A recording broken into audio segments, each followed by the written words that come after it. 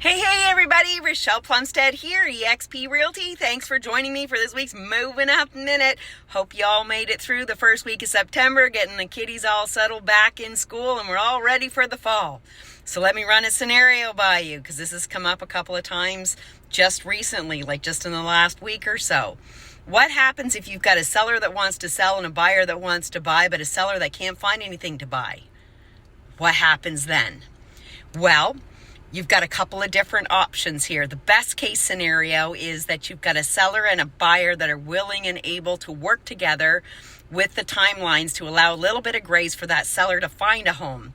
Selling's not typically the problem as long as you've got your property ready, you've priced it properly and what have you. It's not a problem to sell it. It's a challenge to find one on the other side, especially if you have specific needs on location, price range, size, style, that sort of thing.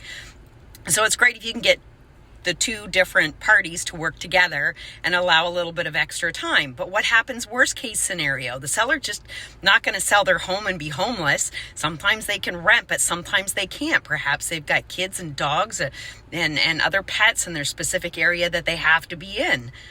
Well, the only option there is for both parties to agree that this is just not going to work out. Unfortunately, I mean, it's an unfortunate situation because the seller does want to sell and the buyer obviously likes that home enough to make an offer on it. But if the seller can't move anywhere, then you might just have to say goodbye. Have a great conversation with your realtor. Try and have a plan B if you're a seller, if something comes up and you get a great offer, to see if there's somewhere that you can go with friends, rent an Airbnb, or maybe a camper, that sort of thing. Anyways, wishing you guys all a fantastic weekend. If you're moving up, moving over, moving out, you got questions, I've got answers. See y'all next week. Bye for now.